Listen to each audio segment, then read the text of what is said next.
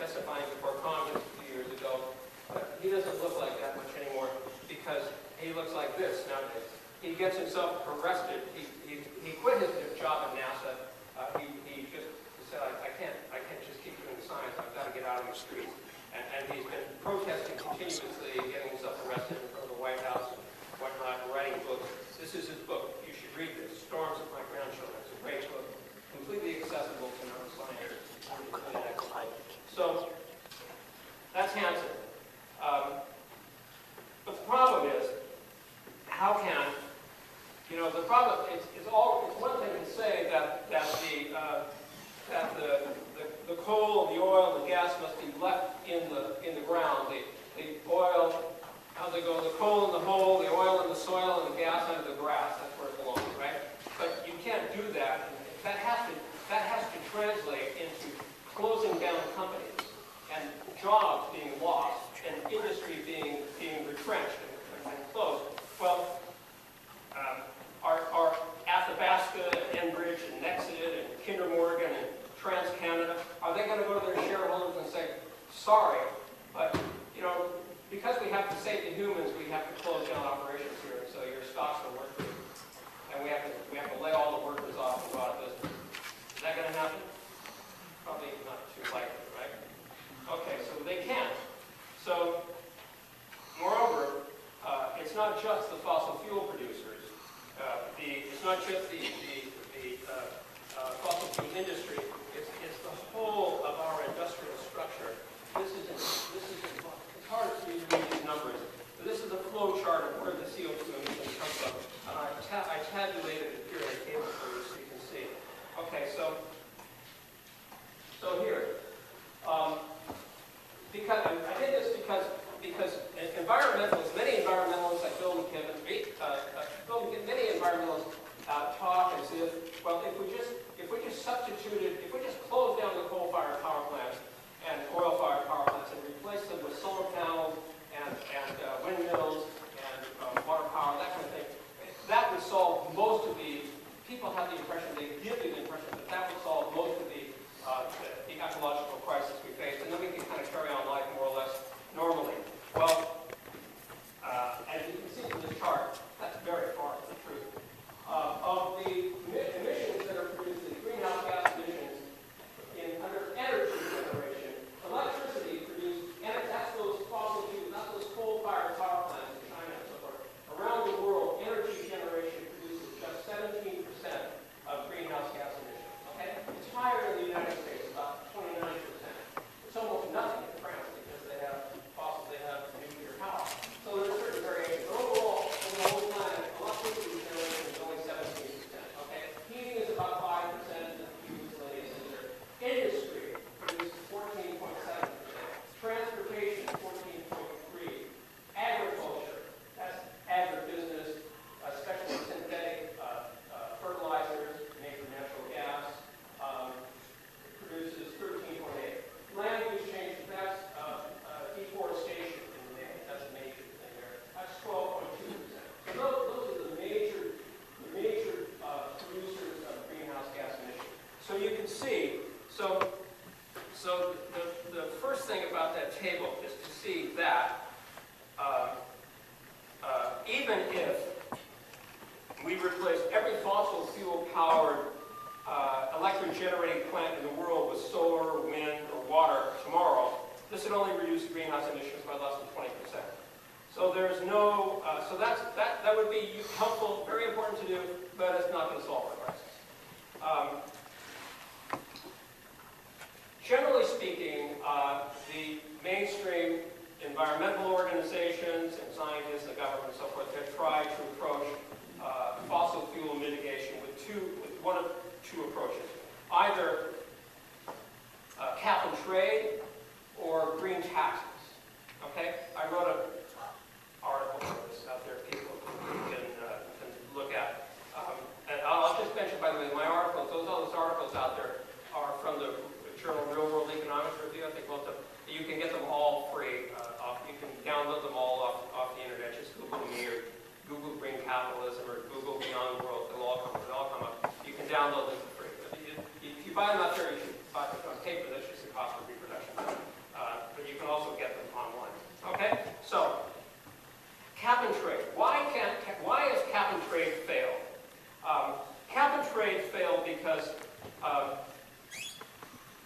it would have actually imposed a cap on emissions. That would be a good thing, right? But that's not acceptable to business. Business is not going to accept a cap, and governments don't accept a cap. Because business and governments understand, even if some naive environmentalists don't, that there is no way to grow the economy without growing fossil fuel emissions. There is a little bit you can do. It's true. Some areas, for example, you could reduce electricity generation of greenhouse gas emissions by replacing them all with solar panels. That really would cut. That's one area where you could cut. You could change agriculture from agribusiness to organic farming, and that would drastically reduce the greenhouse gas emissions from those areas. But most of the rest of the economy, you just can't do it. There's just no easy solution for this. Transportation, industry, deforestation, and even electricity generation. Well, you could, in principle, you'd have to change everything on the whole planet to do this, and you'd have to do this like right away. But the point is that the cap and trade idea was largely not acceptable to industry, to transportation, and even to electricity generation in the United States, certainly, and probably here too, because the fossil fuel industrial complex wants to keep their operation going, so they don't accept it. So the consequence is that every IPC, CC, every time there's every year when there's a negotiation, this year will be in Peru, last year it was in Doha, before that it was in South Africa, and then it was in Cancun, and Copenhagen, and on back to Kyoto. Every one of these negotiating sessions has broken down in rancor and failed to adopt any fixed cap on emission. No government on the planet will accept this. No major capitalist government on the planet will accept this, because they know that for their economies, the priority has to be growth and not emissions reduction. So they've all failed. So you have, for example, like Obama, President Obama, who campaigned on to set a hard cap on CO2 emissions, as he was very adamant environmentalist in his campaign. Instead, he's done almost everything to increase emissions since he got elected. In his 2012 State of the Union speech, he laid out his all-of-the-above energy strategy, in which he said, now under my administration, America is producing more oil today than at any time in the last 8 years. Over the last 3 years, I've directed my administration to open up millions of acres of oil and gas exploration across 23 different states. We're drilling everywhere. We're opening up more than 75% of our potential oil resources offshore.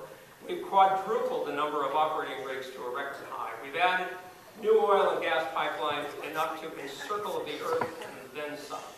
This is the environment. This is what we have for environmental presidents. Okay, so the point about cap and trade is that no country and no capitalist government and no corporations are going to accept a cap on emissions.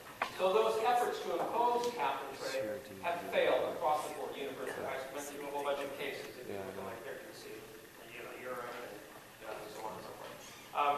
So that's the first thing. The second approach has been, and Hansen says in his book, it says, okay, well, cap and trade has failed, but let's try carbon taxes.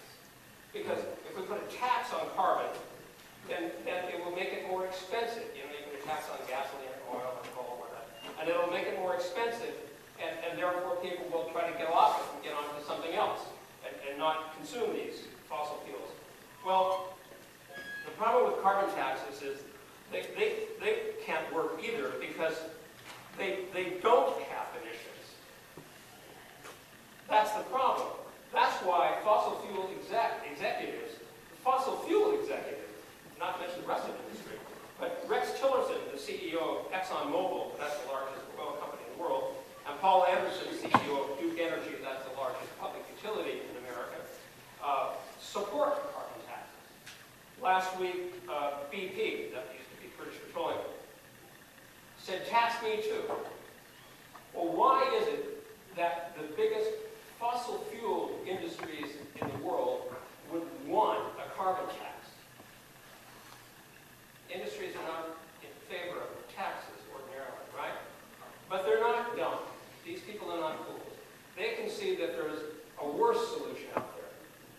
solution, which is to close them down, expropriate them and close them down. They don't, that's not on anybody's agenda yet, but they can see the threat coming, they can see the protest, they can see what's coming down the line. And what they want to do is get out ahead of the game and get a tax applied on them so they can seem like good citizens. But the most important thing about it, from their point of view, is that a tax is not a cap. You see, a tax, they understand that a carbon tax would just add something to the cost of doing business. A carbon tax would just be a line item like sales tax or any other expense they have, and it won't pose any limit, no cap on growth. They can pass it off to the consumer by and large.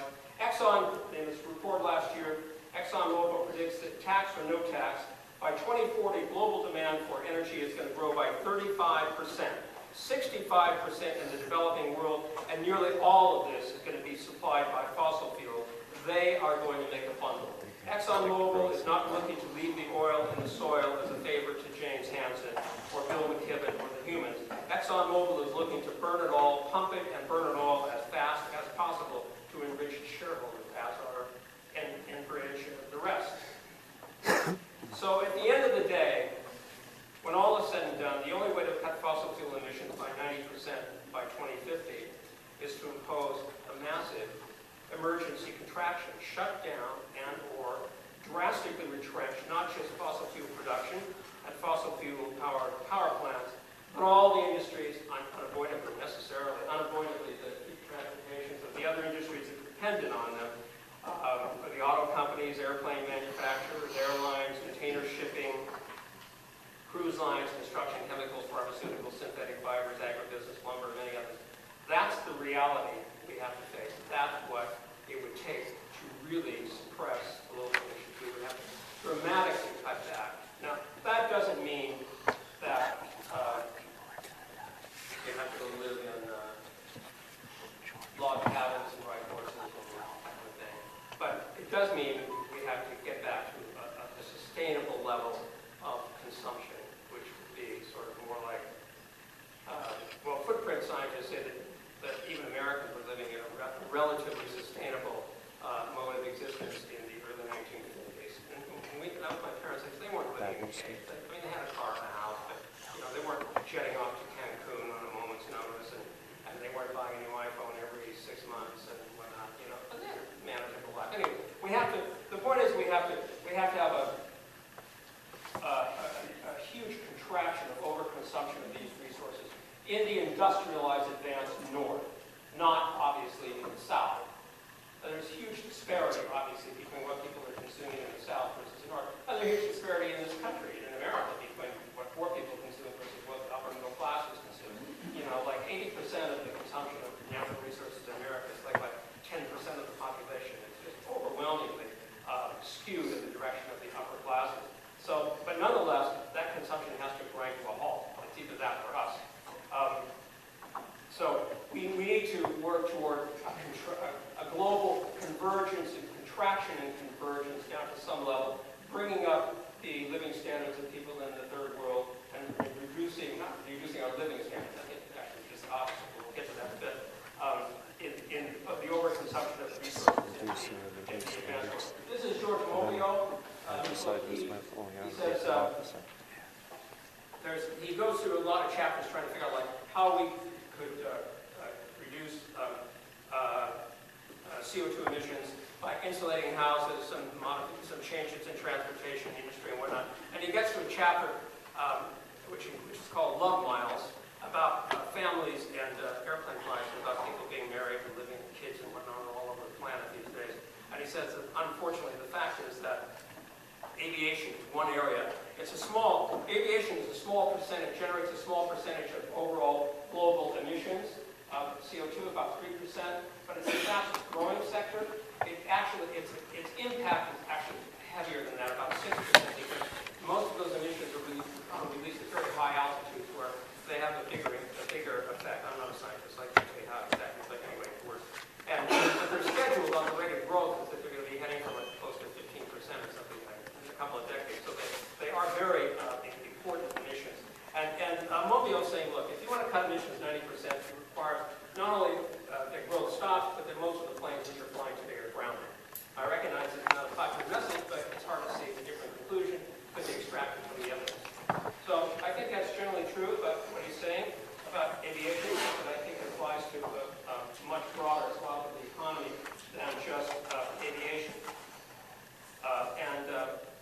because of course, and that's just CO2 emission.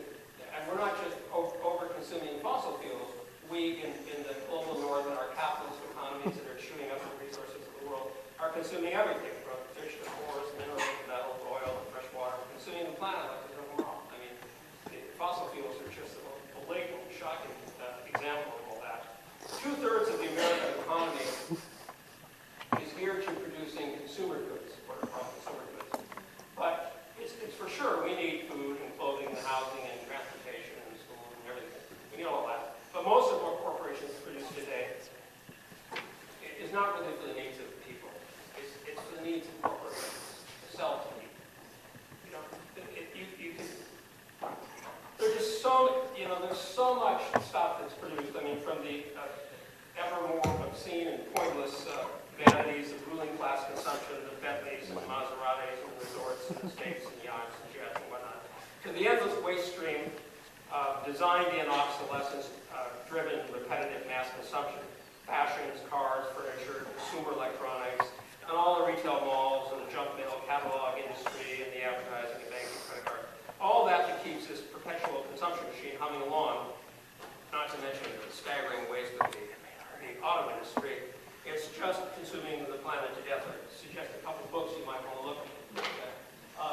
Michael Clare has written a number of books on environment, on global resources, and race for what's left. And Craig Simon's Devouring Dragon about the impact of China's transition to capitalism. Well, he didn't talk all the time. Well, a little bit, yeah.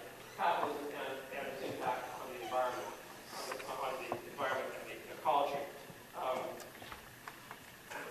I'll just mention one thing. It was one uniquely American capitalist invention I've always found this curious, which is planned obsolescence. This is a uniquely American invention. But what's interesting about this invention, getting you to see that you need to, creating an economy in which you're sold an iPhone, and then 6 months later you need a new iPhone, iPhone 6, and then you need an iPad. That's not enough, iPhone was the biggest seller for Apple. They made a bundle on that, but hey, that wasn't enough. The next year, the shareholders wanted something more. That's not good enough. What are you doing this year? Well, they came out with the iPad, all right. And then there's glass, and then you got to have smart watches, and then self-driving cars, and on and on and on. If there were just like 500 million of us on this planet, we could probably all live like Louis XIV. But there aren't. There are 7 billion of us here, going on 9 or who knows what, And we live on a finite planet, so we just can't keep consuming resources like this. It's just got to stop. Anyway, planned obsolescence is so interesting because I've always found this curious that when the Wall Street Journal and the Milton Friedmans of the world sing the praises of capitalist inventiveness, they somehow always fail to note this particular invention of theirs, which when you think about it has to be one of, if not the very best invention of capitalism ever. Because after all, the ability to produce things people want to die for, or at least want enough that they're going to go pay you a lot of money for them, and then to convince them that what they just bought they need to trash and throw it out or lose it, as they say in America. You need to lose your iPhone and then buy a new one all over again. It's just a staggeringly brilliant invention from the capitalist point of view. Just think about it. They make a good product, and then even if it works perfectly, they've got to convince you that you have to throw it away next year and buy a new one. Don't you need Siri to talk to you? Maybe get it to start your coffee in the morning. It can do it. It can turn your TV on. And everything. It's like everything is linked to the internet. You can open your house from miles away. Regulate your purposes. Don't you need this? There's a good doctoral dissertation here someplace. I think some people really do something with this idea. Of course, the downside of it is that it all ends up in huge trash mountains. Giles Slade, in his book Made to Break, said, "The Egyptians left behind great monuments to endure for ages. But what can be said of a culture whose legacies to the future of mankind are mountains of hazardous debris and a poisoned water supply? Will America's pyramids be pyramids of waste?" Pretty good. This is all going to come to a screeching halt one way or another. either we just keep on growing and overproducing and overconsuming until we finally collapse like those Easter Islanders or Mayans or other societies. Jared Diamond recounted in his book Collapse. Or we slam on the brakes, shut down this engine of overproduction once and for all, and build an economy for people that's fit for profit. Third point. The points go more quickly now. Okay. If the market, because it hasn't worked out the last ones as well. Thirdly, if the market system can't save us what choices are but to socialize most of the economy and plan it correctly. The problems of planet management can't be solved by individual choices in, they say we're in this Anthropocene. Does somebody, one of the students in your class Jane, mentioned something about, somebody wrote an article, but it's not really the Anthropocene, it's the capital scene. The capitalist scene. And she was dead on right, because the scientists say we moved in this era of the Anthropocene in which people heard this term? Yeah, okay. It's when people become the main driver of, it's a geologic age in which people become the main driver of climate change in the world. And it's absolutely right. Except that people weren't doing it in the last 2 centuries ago. If you look at, I was reminded of Al Gore's charts. Remember Al Gore's charts? He gets up there and he has these charts about, like, the concentration, I can't do it, but the concentration of parts per million of CO2 goes along in some like jagged line like this, right? And then suddenly it shoots up. And then the temperature goes along like this, and then it's going to go up like that too, right? And then the human population goes along for ages, like for a million years, and it's a very low line like that, and then suddenly it shoots up. And then other species begin to go extinct in the same way. The red line goes like that and then like that. They call it the hockey stick thing. Well, why is there this hockey stick change? This hockey stick change takes place beginning in the 18th, 19th century. Why is that? What happened in the 18th and 19th century? That's a question for you guys. Say again? The Industrial Revolution, yeah. And the Industrial Revolution was brought about by the transition to capitalism, which took place first in agriculture. And the development of the overthrow of feudalism, the transition to capitalism in farming, where the peasants were cleared off the land, like in England, the land was enclosed, and you had the construction of a new system of capitalist farmers hiring wage labor, and all these self-sufficient peasants were cleared off the land. Because for all of human history, up to the 16th, 17th, 18th century, people lived in societies in which they were largely self-sufficient. They produced their own food, they made their own clothes, they built their own houses, they made most of their own tools, and so it carried on like that for eons of time until feudalism collapsed and you had the transition to capitalism and agriculture beginning in the 15th, 16th century, and then really taking off in the 17th century with greater specialization in farming, where they enclosed these small self-sufficient farms and made big farms. So in England,